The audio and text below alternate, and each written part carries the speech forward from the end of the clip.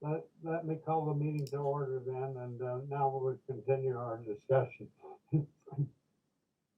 Lisa, we'll go back to you. Okay, so we were talking about kind of the four goals and what we felt, based on the map testing, what were the goals that would be kind of the most at risk. And it seems like what we just talked about, and knowing that there's goals to be adopted, new goals to be adopted for 22-23, that it seems like maybe Roger, what we state is something about the 8th grade snapshot, kind of the reading and math levels heading into 8th grade would be the one at most at risk. Or maybe it's not at risk. Maybe we just leave the language that all grades fell short of the 50%, although elementary and high school were closer to that achievement. Or maybe it's not at risk. Maybe we just leave the language. Does that seem fair and adequate? All grades fell short of the 50%, although elementary and high school were closer to that achievement. Are you on mute, Roger? No, I'm trying to locate the darn document. I got the Q&A thing. Okay. Are you on mute? Yeah, I kind of made some notes in our document of what kind of the conclusions from that report were. I put it in the chat, Roger. Let me get to that. I kind of made some notes in our document of what kind of the conclusions from that report were. I put it in the chat, Roger. Okay, now I'm looking at the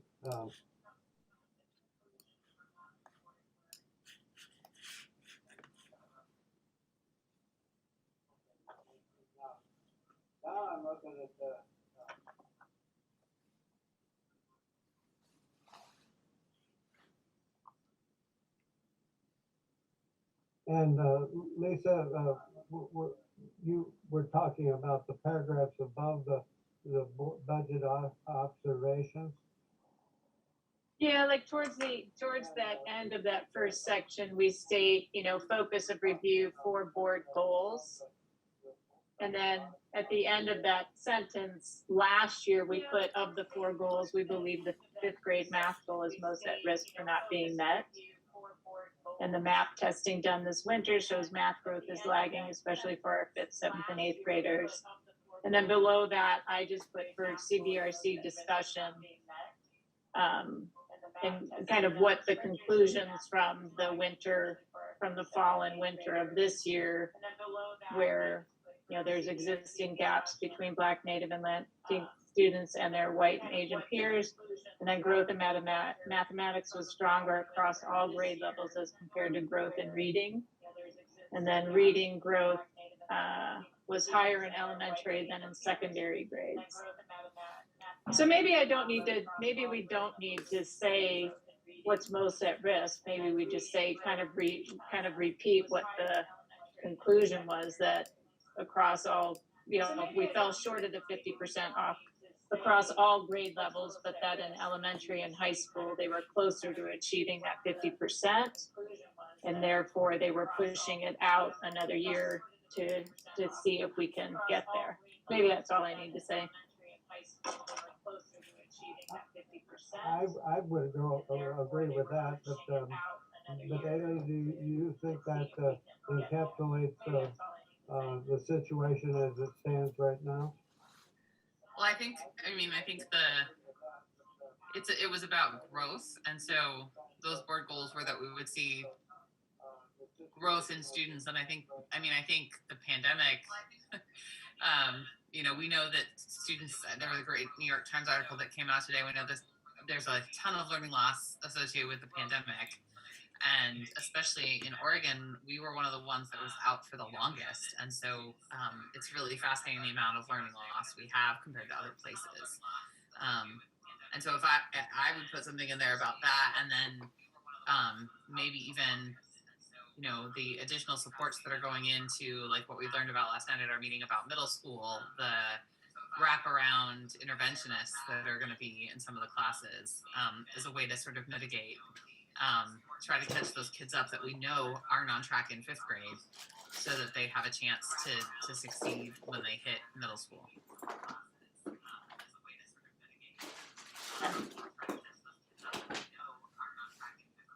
Okay, so maybe it's in conclusion, and then we can move on to other points, is that there's an acknowledgement that there was learning loss due to the pandemic, and therefore the goals were not met, and that for this upcoming school year, several kind of the wraparound interventions are being put into place in order to catch kind of the elementary up to where we need to be in order to have success in middle school and then high school. Is that? Yeah, and there's a bunch of interventions being put in place for middle school too, and then there's additional tutoring going into high school. So the way we're using the ESSER money and the SIA money, the ESSER money is definitely all going into like interventions. We are using $7 million of it to preserve class size, but there is definitely a lot that's being invested in trying to close the gap on the learning loss that we know students experience. Okay, and then I see like all the, Jordan had sent out the additional information that specifically highlights the investments of the SIA, ESSER, and summer state dollars, and it looks like exactly what you're talking about, which is address unfinished learning as a result of the pandemic, expand tutoring services. Okay, so I can highlight some of that in this paragraph. And I do, what we're hearing most in public comment is people talking about class size, right? And so this is the fundamental question: is the district is saying we have decreased enrollment. We were held harmless during COVID by the state, but we're now getting a reduction in student allocation, and so our budget is going down. So we're gonna have to cut teachers, which will mean some higher class sizes in some places, but our class size maximums are actually lower than they were in the past, and there's very few classes that hit the maximum. And part of the fundamental question that we've talked about is class size is important to some extent, but there is not a lot of great data showing that class size actually has a direct correlation to student outcomes. There's studies that show that it lessens teacher workload, it makes students feel better, they get more attention, but we don't see there's some studies that show some class size significance on outcomes and academic performance, but significant reductions. And so the question is, the fundamental question for school districts all over the nation is, when resources are limited, do you put that into class size, or do you put it into interventions, or a mix of both? And I think, with the budget we have before us, with that, we're putting $14 million into class size from ESSER and SIA dollars, but we're still cutting 10 million, 88 teaching positions, so which is about $10 million. But it would be $24 million worth of cuts instead of only $14 million worth of cuts. So that's one of the big questions as we look at.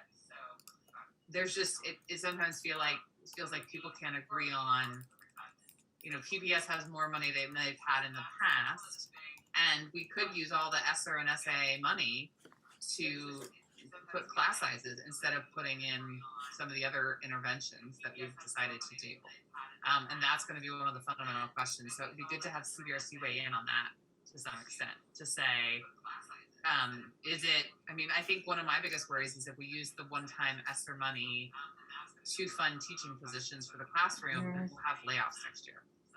We'll have to cut even more because we know our enrollment based on birth rate and gentrification is continuing to decline. So that's kind of the hot button issue around the budget that we're hearing from a lot of people in the public comments.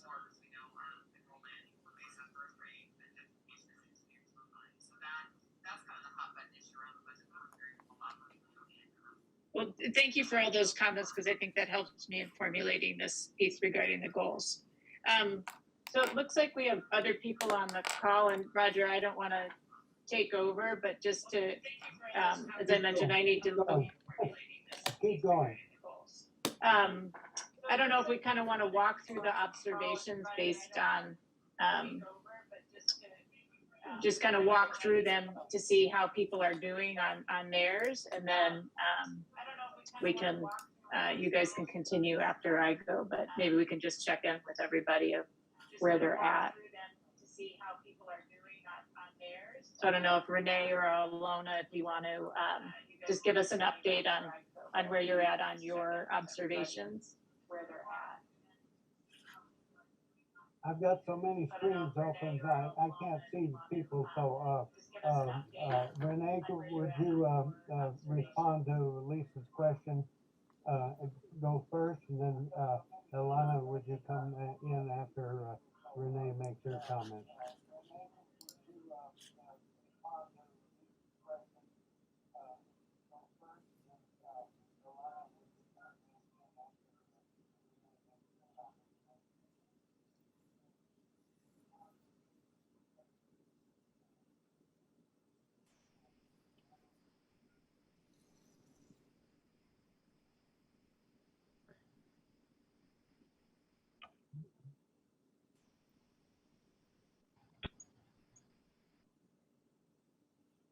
Oh, okay. I am sorry. I don't know if I told you I'm on vacation. So I was trying to figure out how to turn the speaker on my phone. Okay. So I have words down. I have to say I'm not totally ready, but I will have something to you in the afternoon. But basically,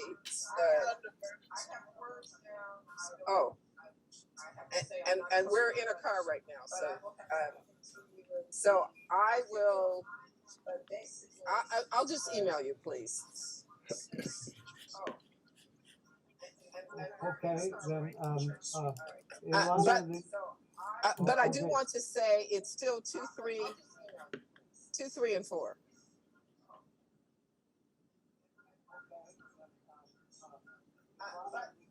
Great, thank you, Renee, just from, you're calling in from vacation. Yeah, We appreciate that. yeah, we're looking for a building right now, but Okay. Okay.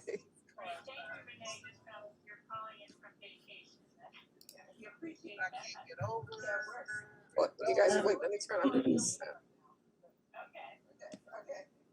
Okay. Yeah, so I made a note on the third one, and I really am interested to know, just because I feel like the main pieces that we've been hearing have been regarding CBOs who do serve the most vulnerable students. And so definitely wanted to make sure that we call that out here before, or as we're thinking about changing this number 3 piece. Regarding the number 2 piece, you know, I do believe that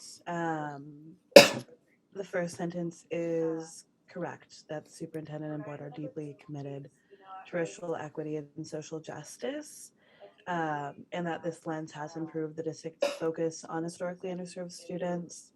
I'd like more time to think through if there have been changes to critical analysis and the main budget changes, because I honestly do think that the racial equity observations here are the hardest ones, at least, you know, to try to answer on my own. So, yeah, those are my thoughts. Definitely would like more time, and would also like to know what other people are thinking about these ones. Yeah, those are my thoughts. Definitely would like more time, and would also like to know what other people are thinking about these ones.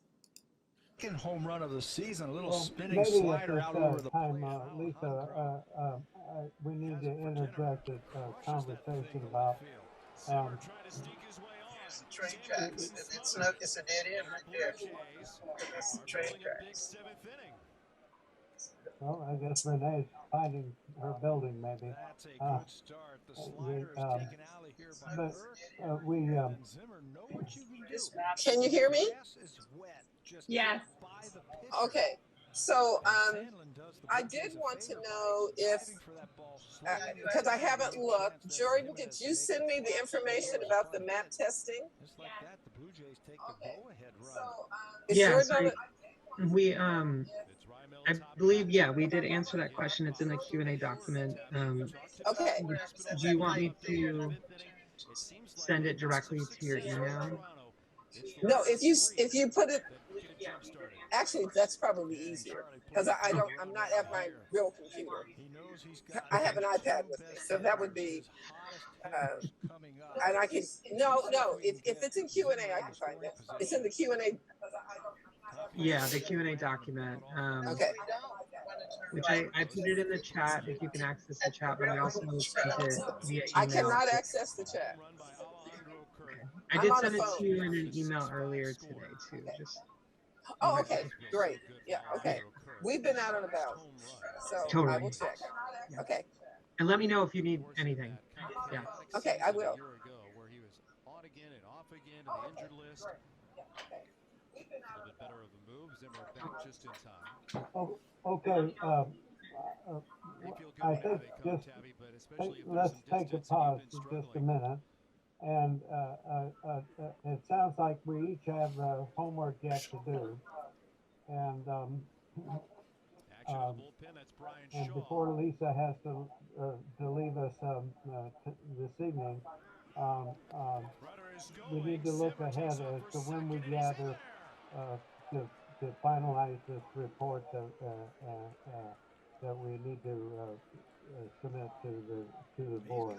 The board has kindly extended the date that we actually tender the report to the Friday the 13th, but we were targeting doing it on the 11th, but to do so we were going to meet, or at least it's on the calendar that we were meeting to finalize the report on the 10th. I can't hear. Can everybody else hear? Yeah, I can hear. Yes. Okay, I and can then I'll leave hear. and come back and see if that fixes it. I can hear.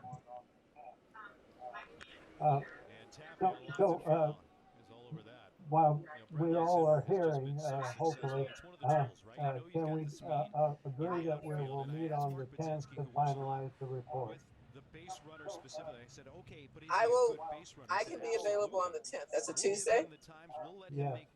Yes, I can be available on the 10th, and I can send in all my stuff on the 9th so that people can read it before the 10th. Good. Okay. I do realize that the Director Collins and Director Lowry will be involved with the board meeting that same night. See, Lincoln Street continues, but it's train track there. They'll be at the board. Onto the right side. Picked up by Jimenez. Will move Zimmer to third. I just wanted to, so I understand people need time to think through this, and I appreciate Alona's comments because the numbers 2 through 4 are significant, and we want to be thoughtful about it. And if we're meeting on the 10th, I know we had initially talked about having everybody kind of go through the observation for tonight's meeting and then kind of finalizing by the 10th. And just for my own, I work, and as I know a lot of people do, and I can't wait until the last minute in order to pull everything together. And I'm just worried that if we're just getting through the observations and not talking about the recommendations prior to the 10th meeting, that the last couple of days are going to be a scramble, and I know I can't do that. So I'm trying to figure out how we can, I don't know if people can hit target like Sunday night, or Renee, I know you mentioned Monday and you're probably traveling through the weekend, but that we come prepared, like being able to review everyone's observations so we can come prepared on Tuesday to flush out the recommendations piece so that on Wednesday we can summarize that and then finalize it Thursday to submit on Friday. And I'm not trying to be a stickler, more like if I know I can't scramble at the last minute. And so I'm just trying to see if we can agree on like what we're coming prepared with on Tuesday. 2 balls and 2 strikes on Bichette. So Lisa, would you prefer that we have it in by noon on Monday so people actually have the time to look at it on Monday?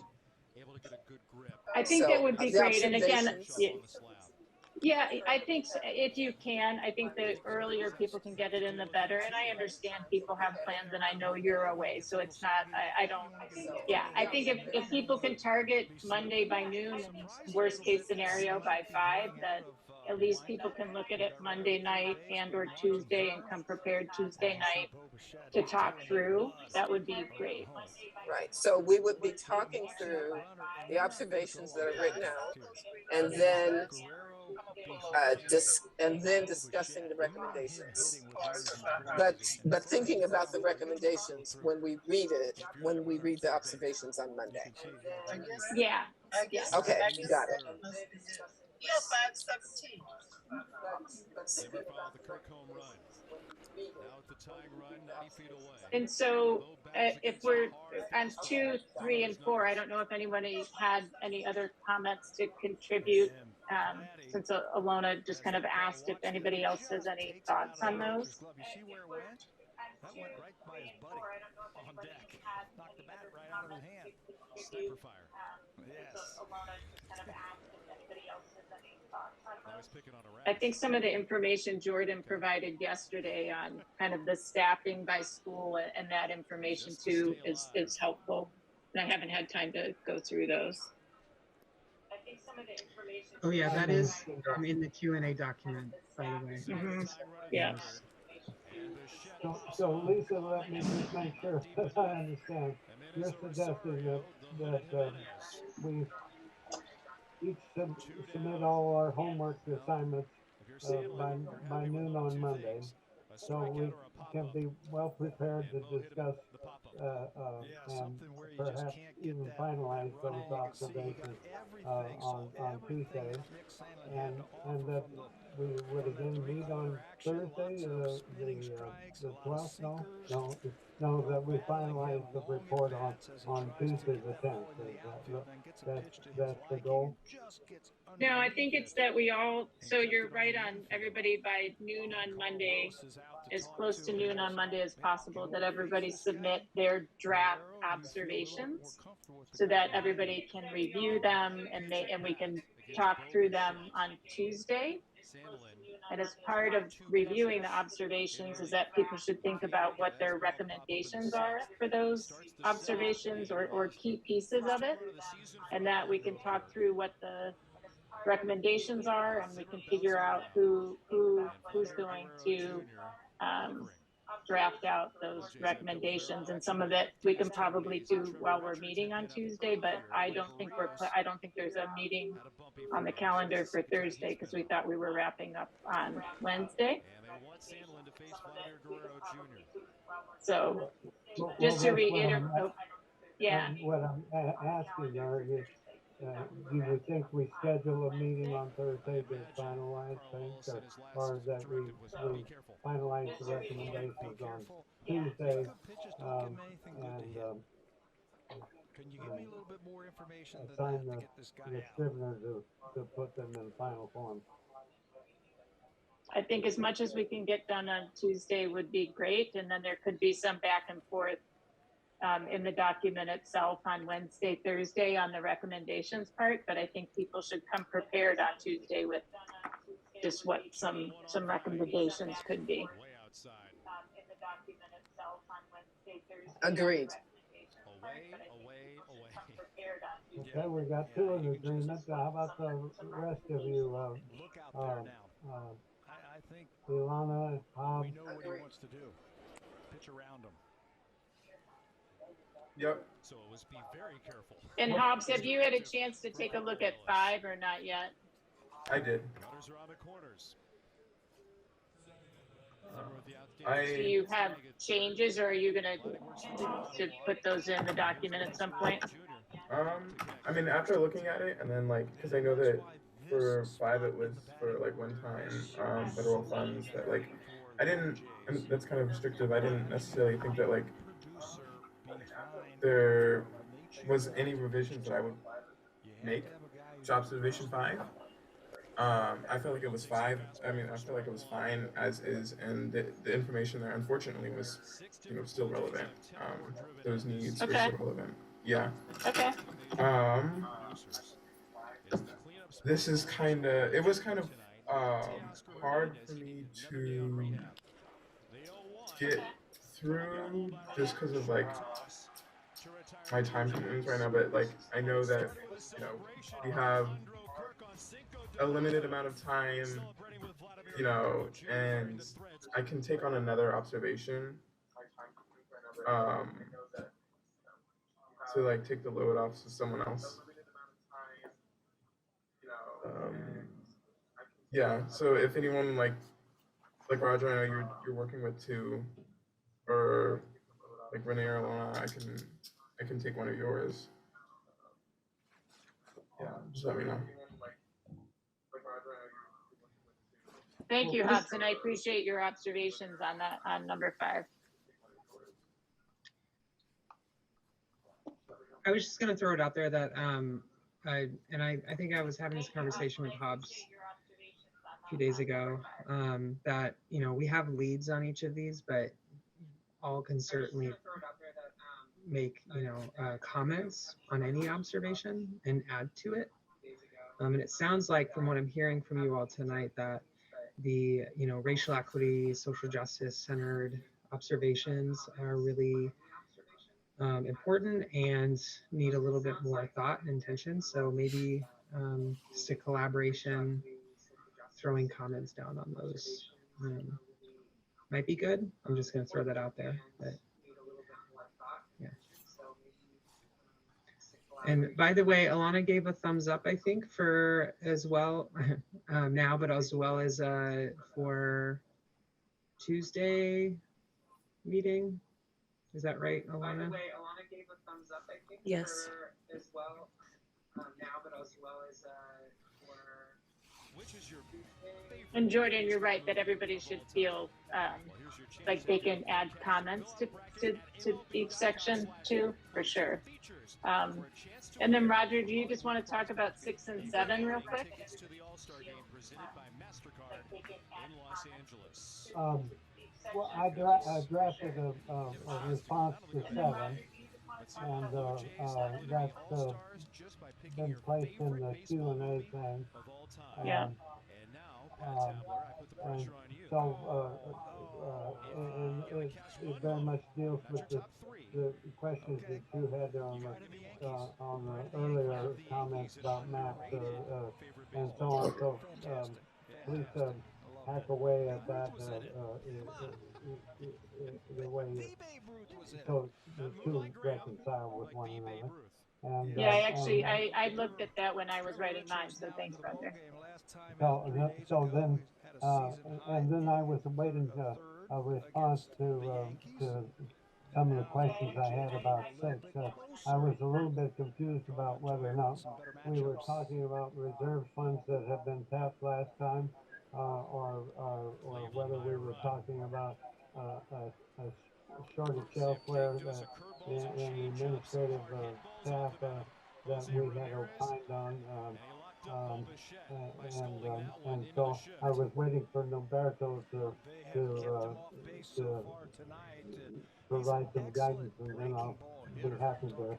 So just so you know, Roger, and I don't know if you can tell by Norberto's glasses, but he's actually hard at work answering a lot of these questions right now. But he did answer that question a little bit ago, and I added, and it's in the Q&A doc now, just so you're aware. I was caught red-handed multitasking. Yes, I've been in there answering questions. They definitely would go through me. That ball that Giancarlo Stanton hit at Bo Bichette the other night was the hardest hit ball this Your season. glasses going, oh yeah. Easily 100 miles an hour. Espinal picks it up. So the new figure is 7 million. Is that correct, Noberto? And these are unfilled positions at the central staff that are proposed to be left unfilled. Is that correct? It's not all positions. Most of it are, I don't have the exact number in front of me, but it's approximately 13 vacant custodian positions. It is approximately, there were a few, some additional SPED positions that were adjusted through the, excuse me, it's been a long day. It's a few additional SPED positions that were adjusted, reduced as well through some adjustments that the SPED team is working through. And then a portion of additional materials and supplies and other contracted services that have been reduced and make up that $7 million amount. We had some details in the report that was shared yesterday, so I can pull that info out and link it into the CBRC as well, so that way it's included. But right now the tally is approximately $7 million. And that applies to the whole district, not just to Blanchard. Is that correct? Correct. Well, to clarify, there's, I guess the best way to think about it are resources that are managed through the school site staffing plan, which are mostly tied to enrollment and generate whether teaching allocations or generate additional educational assistance or ELD. Like there's that portion that's student dependent. And then there are services that are managed through the central office. And the central office services, whether it's through the facilities team or whether it's through finance or this special education department, those reductions are identified through the 7 million is part of that category of reductions. And so they may impact services across the district. At the end of the day, right, we're all like one way or the other supporting schools. But I think that to clarify whether it's a school site based role or a role that's depending on enrollment would be like the distinction that, or not so much on enrollment, but on the school site staffing plan. Well, I'm sorry, but I'm still a little confused. If we're proposing cutting 13 custodial positions, include as part of this 7 million figure, and yet we have a shortage of custodians district-wide. Where are those cuts proposed to occur? It seems to be going backwards. Those reductions are being made on vacant positions. I don't believe the facilities team had like them designated to specific locations. They were as part of the group of vacant positions that have been sitting. And so through their reduction exercise, they identified 13 positions that are vacant that were proposed for being reduced.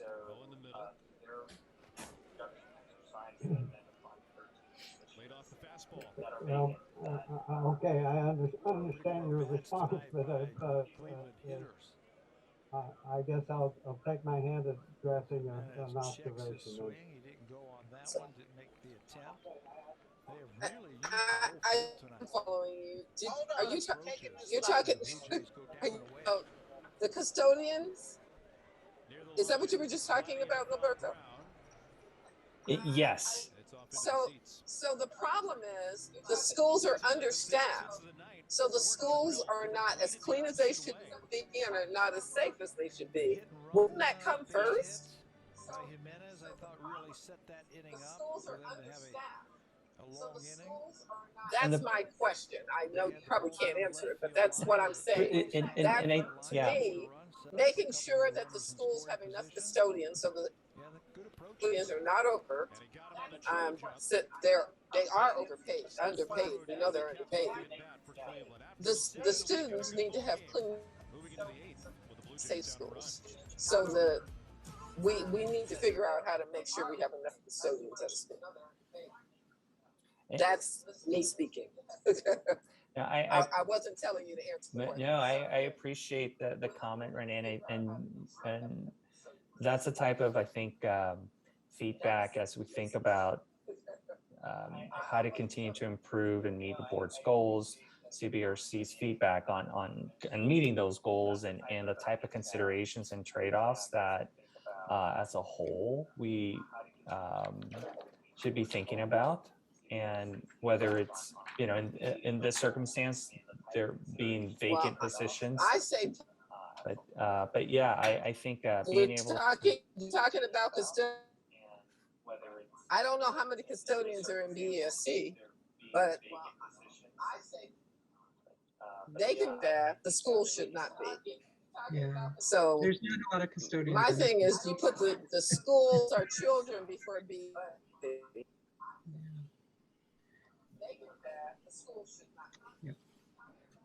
Well, I had asked two questions that are related to the custodial question. And one is the observation that I had asked what the deferred maintenance figure is and what the plan is. And the response that in the Q&A document was that our ongoing bond program and remodeling schools is one way of addressing that.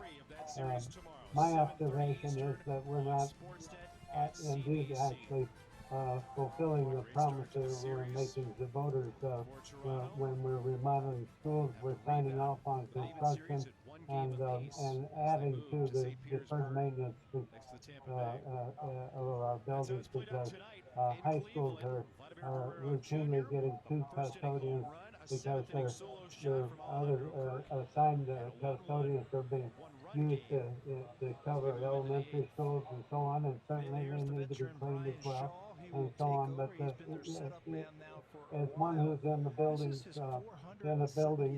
regularly, it's dismaying to the two custodians that are constantly working to see how filthy things are. And there are ongoing problems that contribute to it, graffiti in bathrooms and on it goes and so on. And some of these shortages in custodians, but my question about whether we can reopen collective bargaining agreements, my thought is that if we can reopen the bargaining agreements, have the district do so with the sole purpose of saying we want to raise the wage. So we are, Roger, like I told you last night, we are beginning bargaining with that bargaining unit now. Yeah, oh, good. So we are going into bargaining with them now. Good. And because the custodial shortage goes pre-pandemic, and it's been ongoing constantly. So. And in our last cycle with this union, we did significantly increase wages. Yeah, and we also did. And we need to do it again. There's no question about that. But we did significantly raise custodian wages the last time we did this, so that we were in parity with the districts around us. But it's clear, given staffing shortage and the market changes, that's a deep conversation for the board to have. And so in the last bargaining, custodians were very grateful for the increase in wage at that time, but also in the process, we cut off our hand because we eliminated a nighttime supervisory position, and so we have nighttime custodians that are unsupervised. Two down against Shaw, and So the head custodian can make assignments, and whether they get done or not is Ahmed Rosario, Richie more or less Palacios, up Austin to Hedges, 7, 8, and 9. the guys that show Scheduled up to come up at night. for Terry Francona in the 8th.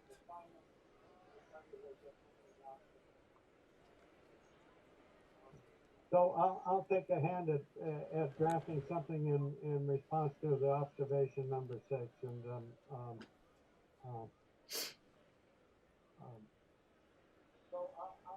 so Lisa, we're back to you if you want to. Yeah, so I think now that we've checked in with everybody, I don't know if there's any further questions of what kind of our task is ahead of us. And again, we agreed that by noon Monday or shortly thereafter, people have their revisions in the document so that we can all review it in preparation for our meeting on Tuesday the 10th and come prepared with some recommendations based on what everyone's feedback was on what we observed in the budget. Right, because that's Bradley's first spot. So I don't know if anybody else has other questions or things they want to discuss in order to be able to respond and to make the revisions and observations. Well, I'll take on rewriting the observation number 6, and I'll take a glance at our recommendations and perhaps draft some language for everybody to review on Tuesday, and have it done by Monday noon, so you have opportunity to look at it. Alejandro Kirk had been looking at that. Yeah, and Roger, as part of central services, does that also include food services? And Kirk finally able to tee off. Well, the dilemma is that we, in collective bargaining agreements, we deal with salary and those kinds of issues, but the actual funding of the food services is outside the general fund. It's funded only through the federal money and state money that we get for food. At least that's my understanding. Is that correct, Amy? Roberto can speak to that, but I it's the vast majority is federal funds through the USDA program. So it's through reimbursements per meal, and it sits on its own funding source in the special revenue fund. And across the country, I think that's one of the challenges, is that it's pretty much the same reimbursement per meal, regardless of where you live, and regardless of what part of the country that you reside in, but all of that's handled in a separate fund. Okay, so that's outside of our purview. I think you could weigh in on it. We are using some of the ESSER funds to increase access to fresh fruits and vegetables. So Guadalupe superintendent met with our head of nutrition services and said, what would you need? Like, what could you do to help, care for our kids better? And so Whitney came up with some things about what could be beneficial. One of the big issues for us that isn't really the CBRC's purview, though, is that we've had a waiver from the FDA or the USDA. USDA, sorry, that allows us to serve all kids for free this year. And that's going away next year, and we'll have to go back to charging for all of the meals. And that's going to be, we'll actually probably see a decrease in the amount of meals served for nutrition services. So that's going to be, again, another loss. And we'll see how that kind of plays out in the budget for the next cycle. But one of the things to write your Congress people about is that all kids should be able to eat free in school breakfast so lunch. And that's a big federal thing. It's not so much a state, local thing, it's a federal thing.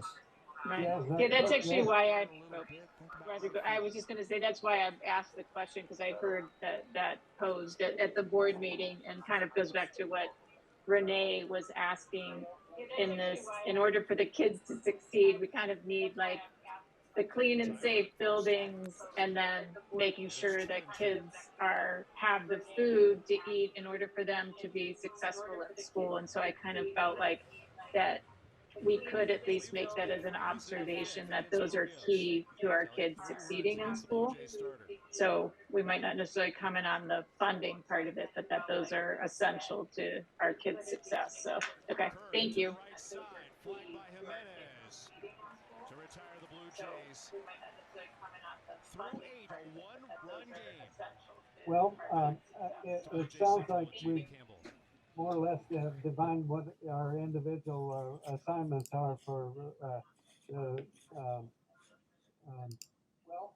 and if anybody else wants to make any comments before we adjourn for this evening, please do so right now.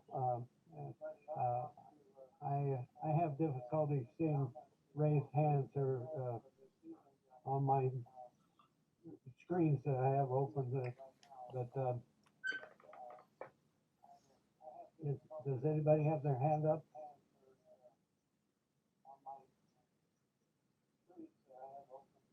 I'd only comment about the nutrition services that what comes out of the federal government is woeful. Way back when I was PTA president, Franklin, there was a principal at that time in the district that was didn't lamented why the district wasn't making free meals available to all students, and like they do in Boston and in New York. I don't know what those cities use for resources, but my rough calculation at that time, we're talking about 2011, 12, somewhere like that. It was like a $64 million cost to Portland Public if we were to fund that on our own. So. That's one of the questions I have in the budget document that I'm still awaiting an answer on, is what would that total be today? And I'll let you all know when I have that answer. It's on the docket. It's not as high priority as some of the other board members' questions, so I'm totally fine.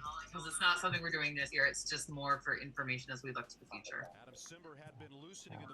And it's fascinating how some of those nutrition programs, how the USDA sets it up, right? One of the components to it is depending on the total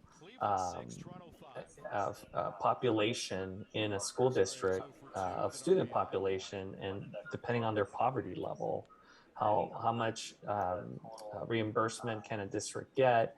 Can they qualify for the community eligibility program, CEP, which if you meet certain thresholds, then it just automatically gives free lunches or breakfasts, meals to students. So there's like all of these complicating factors that plays into it, and it definitely becomes like this big puzzle in trying to provide high quality meals, provide consistent meals within this confined resource that is nutrition and these low reimbursement rates from the federal government.